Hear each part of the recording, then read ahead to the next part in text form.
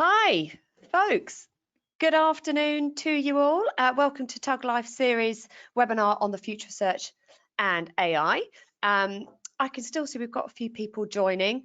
I can see the numbers going up and up at the moment, which is fantastic. Just to let you know, so whilst we wait for people to join, we've had a few questions submitted already, which is fantastic. But there is the ability for those joining to submit questions at any point. We'll try and cover those off at the end. If we don't get around to your question, don't worry about it. We'll be sending answers to those round with a copy of the webinar later. So whilst again, we're still waiting for people to come in and join, let me introduce myself and the speakers and the session today, and then we can kick off. So I can see a few familiar faces in the attendee list, but for those who don't know me, my name is Faye Defan and I'm the UK MD here at Tug, and we're a performance-driven global digital marketing agency, and we're based here in Shoreditch. Hello, by the way, to our international attendees. I can see some Australian and Canadian colleagues signed up as well, so obviously you won't be watching this in real time, but hopefully you'll enjoy that later in the day. So I'm also joined by three great speakers. Let me introduce those three people for you today. First of all, we're joined by Kelsey Bowers. Kelsey is our strategic agency manager at Google, who I've heard talk on this subject numerous times, so welcome, Kelsey. Give us a wave. Next up, I'd like to introduce Ian Khan. So Ian is a paid media account director and automation expert here at Tug. Again, regular contributor to The Drum, heard speaker to Mexico on modern search. So welcome, Ian. Thank you very much for joining. Give us a wave. And last but no means least, I'd like to introduce Monet Blake, a senior SEO account director here at Tug, a regular on the stage, usually at Brighton SEO, where incidentally you'll find us later this week. So come and say hi if you see us. Give us a wave, Monet. Fantastic. So on to our topic for today. We're here to talk about the future of search and AI and machine learning.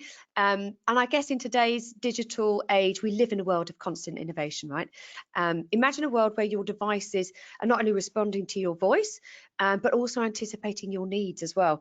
A world where search engines understand your intentions better than ever before, providing not just answers, but meaningful insights tailored to your preferences. And this is the future that we're exploring today. It's a future that's closer than you might think. So in this webinar, we're going to discuss 5 topics: how search has evolved and the role of AI and machine learning and how that plays out, machine learning versus deep learning advantage, AI and organic search, conversion tracking post-cookie, what's working now, and then next generation intent mining and sentiment tracking. So some really great topics there. Just to let you know, in our sort of follow-up next webinar, Tug Life series, we're going to be exploring the next generation attribution modeling. Pretty cool subject, so look out for the sign up on that as well. So I reckon, without further ado, shall we get started? Let's dive into this exciting world of future search and AI. And Kelsey, let's start with you. Perfect, thanks, Faye. Hey everyone, my name is Kelsey. I'm a strategic agency manager here at Google. I work with our top independent agencies in the UK, including Tug. And today I'm going to give you a quick walkthrough of AI and machine learning, how that's evolved search, and a quick preview of what's to come. So when we're looking at the role that AI has to play, the answer in short is it's a big one. AI has been really thrown into the spotlight recently, and rightly so. We believe that there's a huge platform shift underway, and we see AI as the third shift after the rise of the internet and the shift towards mobile devices. Both of these created enormous growth and opportunities, and with AI, we see the potential for it to be every bit as big and as monumentous as the first two. So if we dive a little bit more into AI, it's really entered the cultural zeitgeist, which has primarily been focused around generative AI, but that's not the only application of AI. I'll highlight 2 here. So the first is, of course, that generative AI, which is creating new content like text, images, and more. And then you also have predictive AI, which is identifying patterns and predicting what's likely to happen in the future, optimizing data to make better decisions. And this is a shift that we are absolutely ready for. Back in 2016, we announced that Google would be an AI-first company, and we're really proud of the contributions that we've made to date. Over the years, you've probably heard us talk quite a bit about ML or machine learning, machine learning is an application of AI, and we've been applying AI to reimagine all of our products, including search. And with generative AI, we're really looking at the next big step. So as I said, this is something that we've been doing for quite a while. If you've used Google or if you've been advertising with Google, you've likely been using these products for quite a while too. Back in 2015, with the launch of app campaigns, we've had smart bidding, smart shopping, analytics 4, broad match, performance max, enhanced conversions, more. And recently, we've been focusing on AI-driven creative optimization and targeting.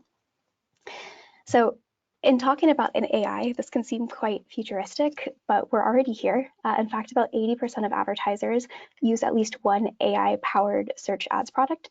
So if you're using Google Ads, you're likely already using AI. And we're reimagining all of our core products, including search, to incorporate more AI. So what does this reimagining look like? I'll give you a quick preview here, at least what I can show you without an NDA. If you want more details, please feel free to reach out to Tug here. So first, we're taking a look here at what the search experience is going to look like within the search generative experience. So with breakthroughs in generative AI, we can unlock entirely new types of questions that you never thought could be answered within search, and really transform the way that it's organized to help you sort through and make sense of all the information that's out there. These new experiences will make search smarter, make it simpler to use, and we're doing this while still connecting people with businesses online. And of course, ads will be an integral part of that experience. So if we pop over then to looking at what this will look like within Google Ads, you'll soon see this conversational experience within the Google Ads interface as well. This is a new solution that's powered by large language models that are tuned specifically to look at ads data. It's easier than ever to generate effective keywords, headlines, descriptions, and other assets. So I wanted to highlight just a few of what these ads themselves will look like. So as I said earlier, we're really reimagining search to be and AI to be at the core of all of our products. And in order to be present in the moments along all of those paths to purchase, so that campaigns can be set up from the start that are truly AI powered. And as I mentioned, we've got a few of these that are actually in action and running now. Performance Maxes is one that you've probably used quite a bit before. We could go on to the next one, thank you. So Performance Max campaigns are really agile campaigns that enable your budget to follow the demand and growth wherever your customers may be across different channels and inventories in areas that are going to drive the most value for you and how you view value. I think this is a great example of that third shift in action. It's likely a big change from some of the more channel-specific approaches some marketing teams have used in the past, but we found that it's absolutely worth it. When we rolled out Performance Max a couple of years ago, we saw a 13% average lift in conversions at a similar cost per action. Now those that are using Performance Max are actually seeing an 18% lift. So we're really seeing that performance follow. And if we take a look at a few more examples within ads, I wanted to highlight automatic created assets. So we're bringing generative AI into search ads. So in addition to drawing from landing pages and other ads within your account, generative AI will make these assets even more relevant to customer queries, but staying true to your offerings. So you can see the example here. Your ad will be able to show an AI generative headline that matches better to the customer's query. So you can see how these new ones align a little bit more closely with the search to help drive better search results overall for your campaigns. So I want to take a quick peek then away from the text-based ads into images with AI-powered Product Studio. So this is a free product that's part of our ongoing effort to make it easier for every retailer to showcase their products. So with Product Studio's AI-powered tools, you can create a variety of different product images that you can use across marketing channels and Googling platforms like Search, Maps, or YouTube. Your images will be more appealing with higher resolution and generated scenes with various background options and images to become more relevant to a variety of different ad placements and customers. So it's a quick preview of looking at the ads themselves. Now I want to take a quick peek to move on to audiences. So we know that data and insights are really the foundation that will help you make decisions more confidently. And with Google Analytics 4, it's a great example of how Google AI makes it available to everyone to make you better measure and understand the impact in a privacy-centric way. With this, you'll be able to build audiences from Google Analytics directly into ads, making the campaign creation much faster. And this also includes predictive audiences, which uses AI to help you reach customers who are more likely to make that purchase. And speaking of that, really wanted to highlight customer lifecycle solutions, which again is powered by AI through first-party data and smart bidding. So within customer lifecycle solutions, you'll be able to leverage lifecycle goals with Performance Max and search campaigns to focus on acquiring new customers, acquiring high-value new customers, or re-engaging with either lapsed customers or high-value lapsed customers. The last few years of working with AI-based campaigns has been a journey. We've evolved our strategy over time to learn how to make it work better for you, and we'll continue to do so. But the one thing that we've learned in this time is that success in AI-driven marketing campaigns really relies on this formula. And it begins with you, the input and data from both you and the partners that you work with. The better the data you give to the AI to work, the better the outcomes that it will drive. So whether that's creative and text assets or goal setting and product feeds, you and the partners that you work with are really the experts on those campaign inputs. And your inputs are what steers the AI-powered products to help you find customers in places where you may not have thought to look in the first place across the entire funnel. So with that quick preview, I'll hand it back over to Tug, who will give you some more details and advise on how you can make the most of these solutions. Amazing. Thank you, Kelsey. That was super insightful. Gosh, there's lots of new experiences to look forward to that are coming out from you. And of course, no presentation is complete without a picture of a cat. So thank you very much for that. Now, Ian, let's move over to you for our next topic. And you can build on what Kelsey's been talking about. So over to you to talk about machine learning and Deep Advantage. Thank you, Faye. So I'd like to just give some examples of how we do this at the agency and how we take advantage of these tools and set things up for the best success for our clients.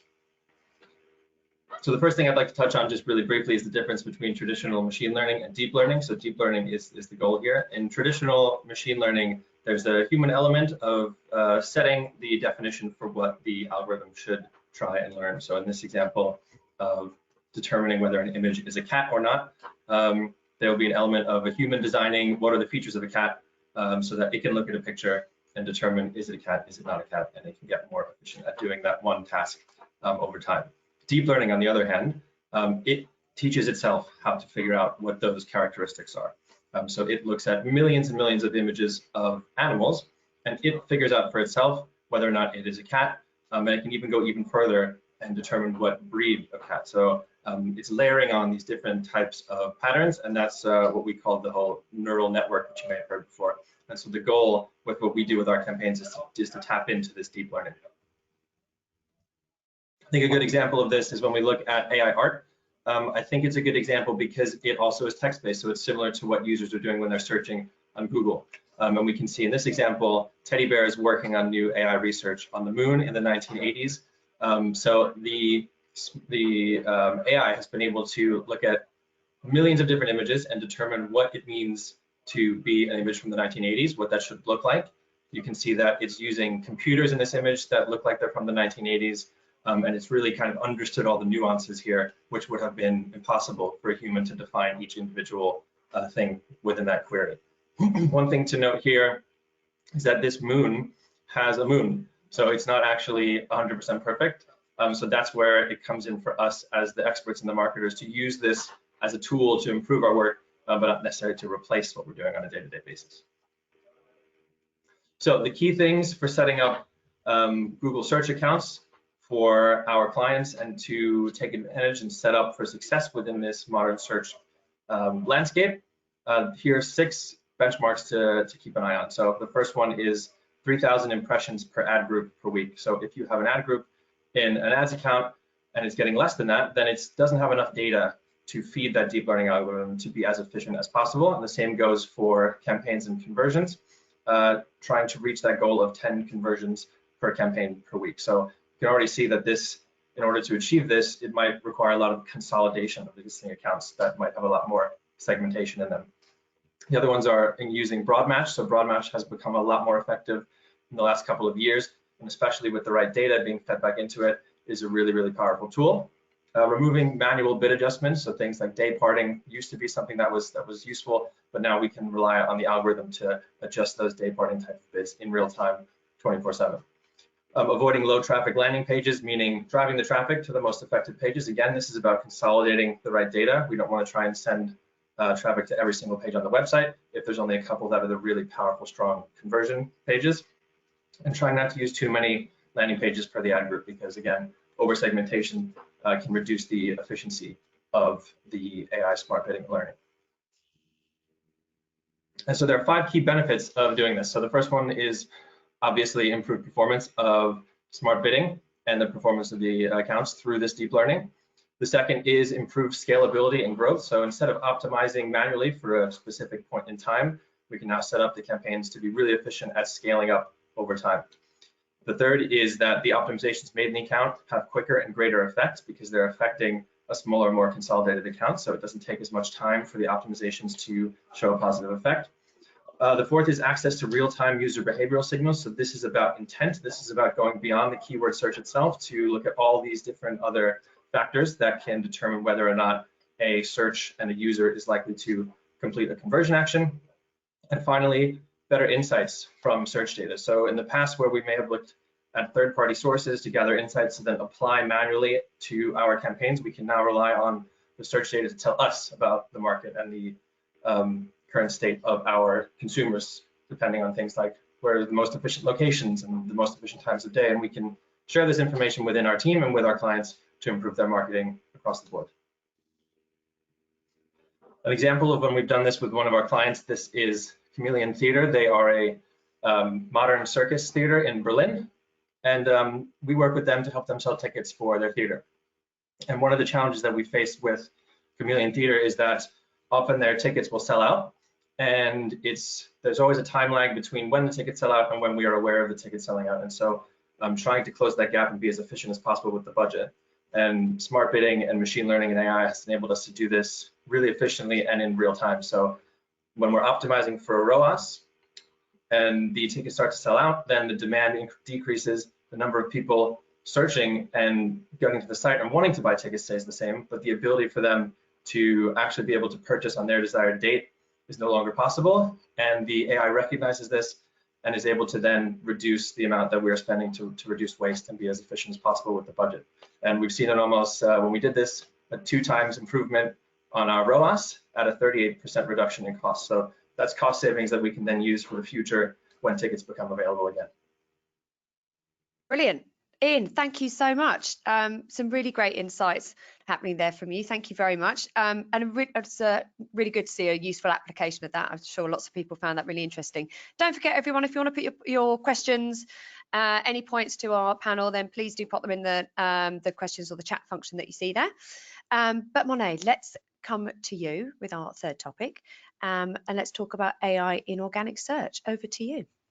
Brilliant, thanks, Faye. Yeah, so I think I want to just, start this by asking, when we think of AI in search today, what comes to mind? And I don't know about you, but I think a lot of people will often think about generative AI now, especially with models like ChatGPT, Bing, and now Google Bard. There are a lot of these models becoming more available to us, and they're definitely shifting our perception of AI.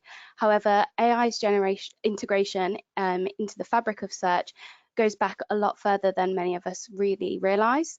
In fact, modern search has long been powered by artificial intelligence. Now, this isn't just about generating responses, but it's also about understanding and predicting user intent, understanding the sentiment behind search terms and queries, and then providing more tailored and personalized search outcomes.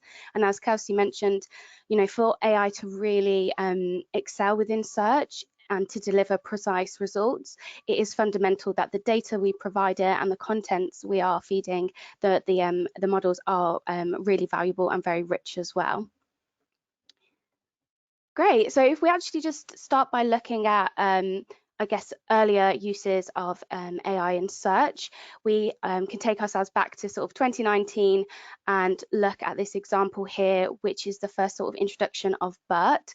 So this model itself actually uses natural language processing. So in the example, we can see how BERT has been used to actually apply a lot more contextual nuances to the original search term to understand that adult in this context is actually a bit more nuanced and actually pick out results that are a lot more specific for them. So in our before result, we see that the adult reference hasn't been made, and now we're actually seeing that we can get something a lot more specific for the audience that is looking for this query. This is because BERT, the model, actually processes words in relation to all the other words within the sentence, rather than just a one by one in order. So what we're actually seeing now, and how this is developing even further, is that it's taken the words that come before and after it, and then allowing it and us to understand what the intent is behind those queries as well. But we will dive into that a lot in a bit. Okay, so actually, how has AI changed and how is AI changing in search now? What we are seeing is the advancement of generative AI-powered search results, and this is currently being tested in search labs. So the new way of searching will focus much more on the conversational results, and this will present a narrative text and allow users to engage and ask follow-up questions. So in the example that you're seeing on the screen right now, this is someone searching for, you know, the best bike for a commute that's 5 miles long and it includes hills as well. So Google is able to take the vast amount of information that it has in its database and provide a lot more quick results that enables users to really have a much more deeper and much more engaged overall results for them as well. It won't replace traditional search results. I think that's very key for us to understand. However, it will be included above this, and users can then still scroll down. But what we are able to see is upfront a very comprehensive buying guide that will enable users to enhance their overall shopping experience and experience with search in general too. As I mentioned, this provides users with a lot more upfront information. So how will that actually impact SEO then? So what we're seeing in this screenshot of the previous result, we can see that there is an almost seamless buying guide for users who are searching for specific bikes and a longer tail query around that. The inclusion of various different intents will allow for a much more holistic purchasing experience, and it will enable us as businesses and as service providers to create content that exists outside of the typical topics that we would address, and by touching on different informational intent points at different parts of the user journey, but then seeing that all in one result, it means that users are able to really gain a lot more from what we're producing. And as you can see there, we've got informational intents already up front, so providing users with a lot more rich engaged information. They're able to be much more considered in their search results as well, and their searching, because they are provided with commercial types of content as well. So these are reviews and comparison contents, and then we're also seeing again that real clear transactional element as well, so touching on Google's massive shopping database to provide those relevant shopping related results as well. So a very holistic picture. And it goes even further by allowing us and users to provide a lot more information and to really help them learn while they search too. So again, in this example, we're actually seeing that you can now, start to hover over certain words. So up front, you're able to gain a much better definition and understanding of areas and industries. So again, more content opportunities within one search result to really help broaden out the information that we are supplying with users. And since there are about 8.5 billion searches a day, and 15% of those are brand new searches, there really is a plethora of opportunities. And I think that with AI now being, the third biggest shift and change within the internet, we really do want to push forward and to ensure that our strategies and our overall approach is factoring this into. Great, that was great. Thank you. That was really good. Some of those advancements for deeper results are fantastic, aren't they? I mean, what great opportunities there are for brands there. Great stuff. Thank you. Ian, let's move back to you, and obviously something that a lot of brands are talking about, and a topic that we've been talking about for some time now, but conversion tracking post-cookie. How does AI feed into this, and why is that so important? Thanks, Faye. So obviously everything that we're talking about is all fueled by data.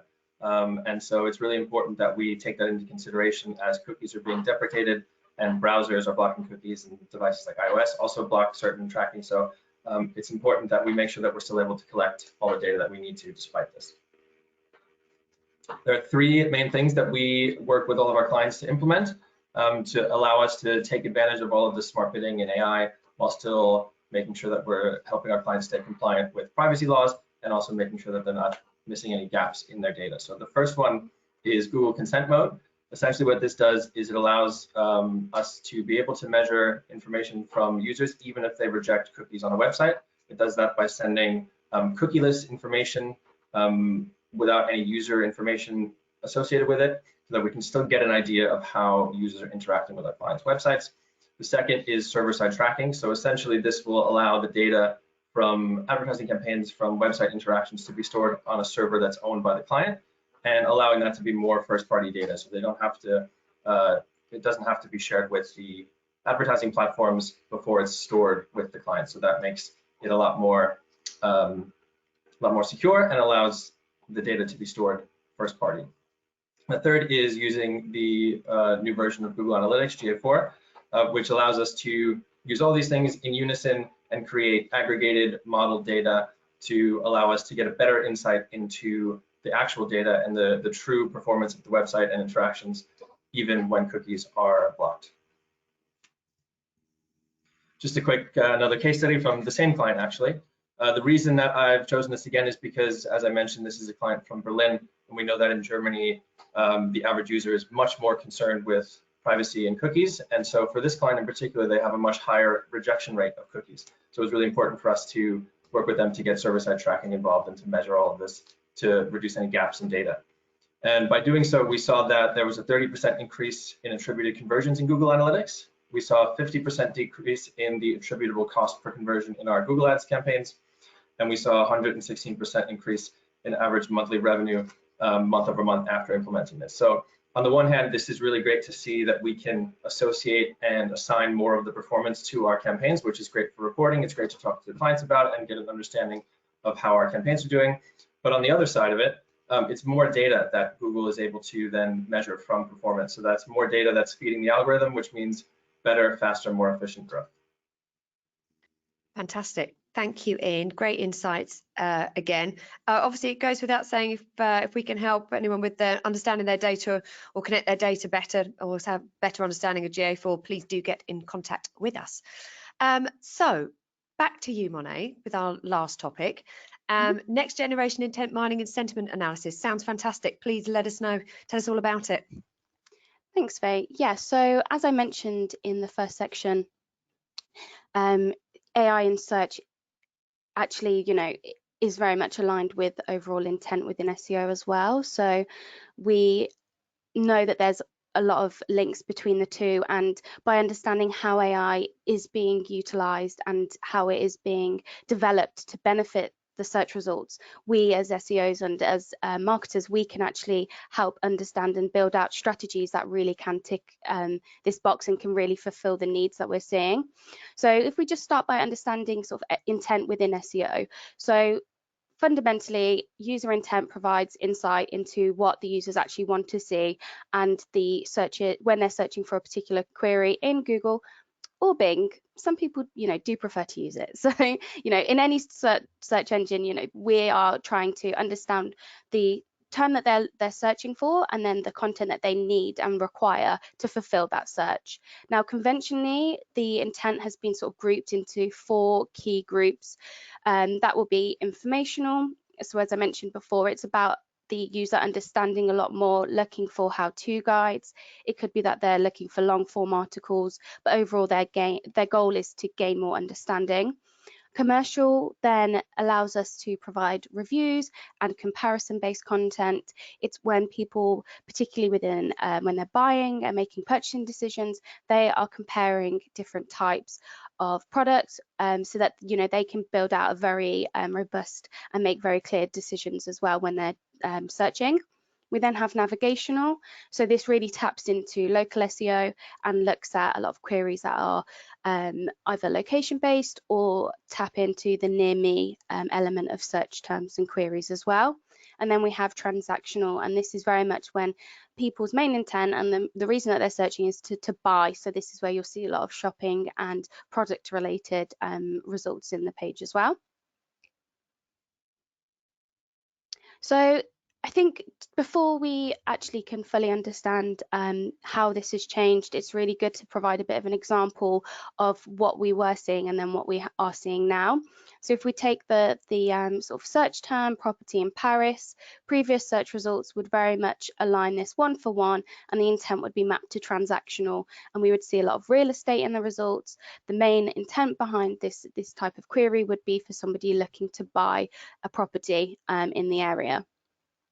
However, now, and with the use of AI, understanding a deeper meaning of the term and taking, property and Paris as two separate entities, what we're able to see is the breadth of different search results and different interests within this particular query. So across all of the different intent types, we're able to see different pieces of content and different bits of information being needed to surface to populate the search results and to align with what our audiences are looking for as well. So this is taking the AI-based intent mining and the natural language processing models that we're seeing Google use and actually understand that people searching for very generic terms such as property in Paris actually has a very broad understanding of what they could be searching for. So as a result, we know that our strategies need to evolve, because long gone are the days where it was very much one-to-one.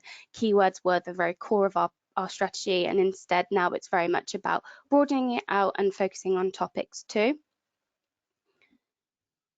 So just quickly testing the efficacy then of AI in ChatGPT, because this is how a lot of people are currently starting this AI deeper level and deeper understanding of their audience and the content that they should be producing. So in this example, you can see I have actually searched for, when searching for property in Paris, what do you think the intents behind someone searching for this is? So asking the ChatGPT what they think that the people are looking for, the content that they should be producing. And as you can see there, that there's so much information. So it already has such a deeper understanding of what people are looking for and what they could be looking for. And that taps into, as I said, all the different search intents becoming a lot more prominent within the search results now. But again, I just want to caveat that this is super manual, and you wouldn't be able to do this at scale if you wanted to, understand your audience more on a deeper level. It would be very time consuming and often require more prompts to really get the information that you need.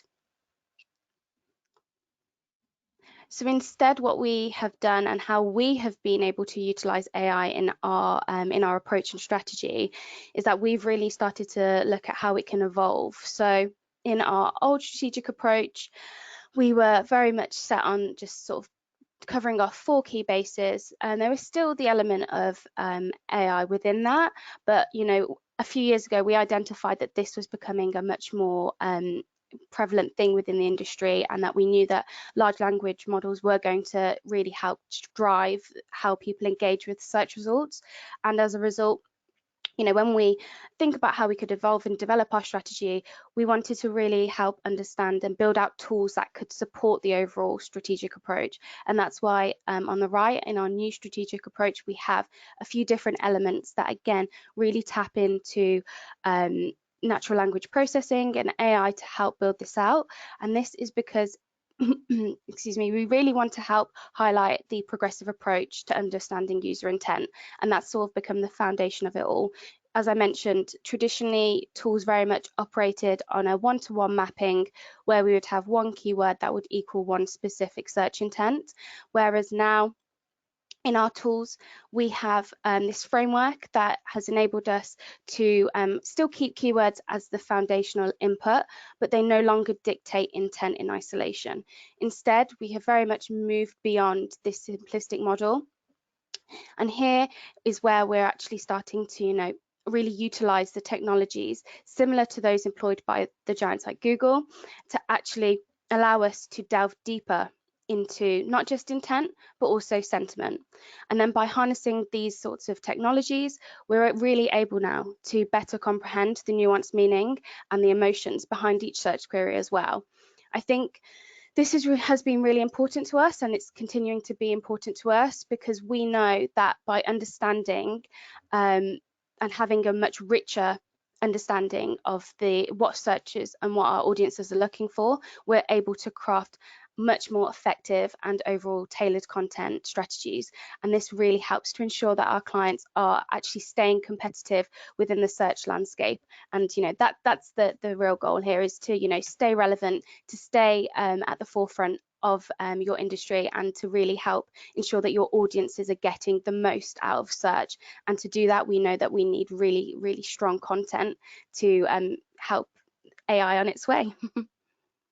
Great, thank you, Monet. Yeah, you're right. I mean, the SERPs are so much more advanced and richer than this time last year. And it'll be really interesting to see what strategies people come out with in order to take advantage of that. I suspect it will be a hot topic at Brighton SEO later this week as well. So wonderful. Some great content from everybody. Thank you so much. Let's move to some questions. I can see some questions coming in. Kelsey, should we come back to you? Let me pick out a question for you. There's one here. How are people really nailing this and doing it well? Yeah, I think that's a good question. I would say, on the whole, I think those that are doing it well, there's really three things that I tend to look at. So I think that one is that they have good data and that they are keeping up with the privacy changes to ensure that they continue to have good data. I think the second is that they look at this as a big shift in the market and are acting accordingly. It's not just always we can keep doing what we're doing and this is a new trend. I think it's those that are, they're really realizing how they can utilize this and change the ways they're working. And I think the last thing is that it's dynamic. I think the one thing I've learned about AI is that it is constantly changing and evolving. It's not something you can just say, yep, we've solved AI, we've done it, this is going to be our AI strategy moving forward. It's an evolving ecosystem, and you really need to be able to act quickly with those changes. So I think if you can focus on the data, focus on the fact that it is a big shift, and then it's a shift that's going to be constantly evolving, I think you're going to be setting yourself up for success. Brilliant, fantastic. Thank you, Kelsey. Ian, perhaps I can direct this question to you. What's the one thing clients could do to utilize AI properly, in your opinion? I think the best thing that they can do is work with their internal teams and their agency or their internal marketing teams to make sure that there is that connection between marketing data and business data. So this is things like making sure that CRM data is set up properly and available, because as we said, the data is the fuel that allows all of this to function efficiently. So making sure that we can nail that is the key thing. Brilliant, thank you. And Monet, probably pick one out here for you. Is AI going to fast track SEO and accelerate growth? I guess as SEO results can take months to improve. What's your view on that? I think, as Kelsey mentioned, with there being such a shift now in how AI is working and how it is really pushing everything forwards, I think that there's definitely the potential for that. I don't know exactly just yet how quick we will see results turn around, but I don't think that we should wait for these things to be implemented. We, as specialists and experts within the industry, are all very keen to start pushing forwards with these changes, to start addressing and understanding how our industries are expanding, so that when these changes are rolled out and we're all able to utilize generative AI every day, we're ahead of the curve and we're able to really make sure that all the behind the scenes work has been done and we're ready to go. Great, thank you. Great answer. Well, I think that's probably wrapped us up for questions, just sort of thinking about what timings will be on here. But before we do, perhaps we could take one last moment to look at some key takeouts. If perhaps I could come to each one of you and ask you to share one thing from today for people to think about, what would it be? Kelsey, back to you. What's your one thing, your key takeout? Yeah, thanks, Faye. I think if you can take away one thing from today, I think it's to highlight the fact that the shift to AI is happening now. It's a rapidly growing, rapidly evolving system, and it's not something to kind of sit back and wait and see what happens. It's something you need to act on now. But I think the other thing to highlight is don't worry, there are a wealth of resources and tools already at your fingertips to do this. So I'd recommend looking into AI and make sure to leverage the tool solution and partners you have to figure out how to do that best for your business. Ian, how about you? Yeah, I agree with all that, and I would add that I think the key thing is that there's a big paradigm shift that marketers have to make to realize that the old best practices are not necessarily the best practices anymore, and it requires much more consolidated campaigns and a much different way of thinking about how the marketing performance aligns with conversion data. And also on top of that, it's not just two ways of doing the same thing. It really is the future of our industry. And so the old best practices are not only not as good, but they're going to lose efficiency over time as this becomes the standard. Perfect. That's a great answer. Thank you. Monet, how about you? What's your one key thing? I think I agree there with Kelsey as well, but I think what we have already been seeing and what's only going to continue happening is this mindset shift. So we're no longer are we as within SEO going to be focusing on keywords alone. It really is about the topics and the types of content and the types of information users are looking for, because at the end of the day, that is how generative AI is going to be moving forwards.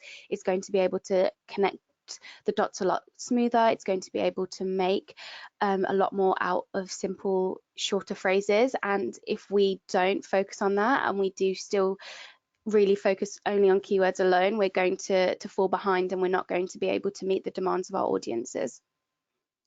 Brilliant. Thank you, Monet. Well, I don't know about everyone here, but I'm super excited to see what the next 3, 6, 9, 12 months holds. It's going to be some great advancements. Thank you once again to our wonderful speakers. Thank you once again to everybody who has taken the time to sign up and listen to today's chat. We'll see you at the next Tug Life Series webinar. So for now, thank you everyone and goodbye.